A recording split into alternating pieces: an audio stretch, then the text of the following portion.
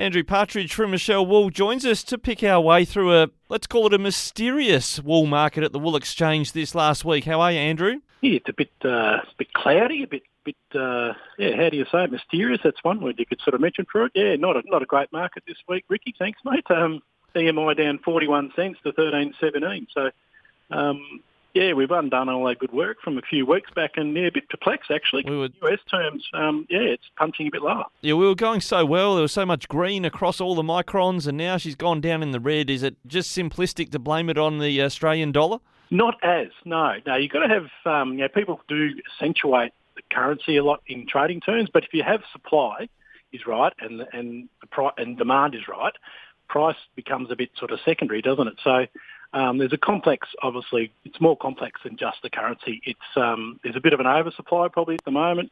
It's an oversupply of probably wools that are hard to absorb because we've got the, longer wools because the sheep haven't been shorn at 12 months. A lot of sheep getting shorn at 13 and 14 months. So it's more complex than just the currency for sure. And so I noticed also as well, massive pass-in rate this week. I guess people flick the bales off and said, no, I'm not having any of that, or come back next week. And we don't mind seeing that from a wool trader and a wool exporter's point of view. We don't mind seeing that, wool growers showing a bit of nerve and withdrawing wool. It just, when you have that tidal wave sort of coming at you, and if you can take a bit of the top off that wave, the damage isn't so great to the market. So if that more wool had been sold, it would have actually impacted the market negatively. So, we don't mind seeing a bit of a high pass-in rate. We just hope that those guys, those brave guys are prepared to sit on and hope for a better market, they get paid. Now, good to see that stabilising behaviour, if you put it that way. Wasn't it a shortened market because we were missing one of the sales as well due to public holidays?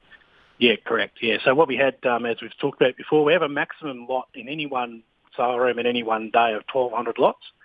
So we had a public holiday Monday, so we can't have 3-day sales when we have only a 4-day working week. So we have a 2-day wool sale.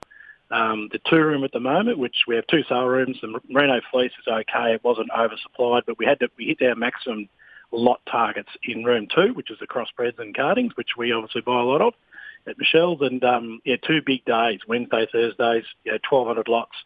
The guys are sitting in the sale rooms for the best part of 5 hours buying wool. So it's those big days. And again, you go into the sale room and you're wanting to buy a couple hundred bales. You can do that quite easily when you're sitting there for 5 hours. But if you're sitting there for a couple of hours, it's obviously, again, it plays into that sort of demand and increasing of price and a bit more, spirited bidding. But when there's a lot of wool coming at you, you go, I might just sit back. Just go back a gear or two and just sneak along. Yeah, well, the offering has been heavy, I think, probably above what we've seen traditionally around this time of year, and it doesn't look like people have been turned off just yet, but maybe they'll put the offering up and maybe pass in again next week. Yeah, and don't mind seeing that. We're just getting a few nibbles at this level now, so, on our sort of country buying division, we have alliances with other exporters and things, and we're getting a few little nibbles last night, people wanting to actually cover some sales. I'm guessing China's maybe just come in a little bit more towards the back end of this week. And with these current levels, these current US conversions, it starts looking attractive to me because, as we're mentioning, the US levels are prepared to pay a month ago like $1 above where it is now. So surely some mills might be looking back and going, might just place that extra order next week. So maybe starting to flatten out from next week.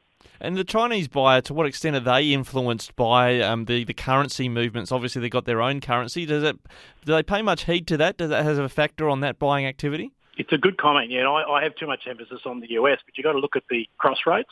So they're obviously buying it in on US from us, but then when they process it and send it out, do they get the benefit of our lower US rate? That maybe not. Maybe when they're sending it out of the country, their cross rate probably doesn't work. And look, you're probably more smarter than me to explain that one, Rikki. But oh no, I wouldn't even jump into it. I was hoping you could unpick the mystery for us. We'll see what sort of mysteries we can discover in next week's wool market. Yeah, we'll do.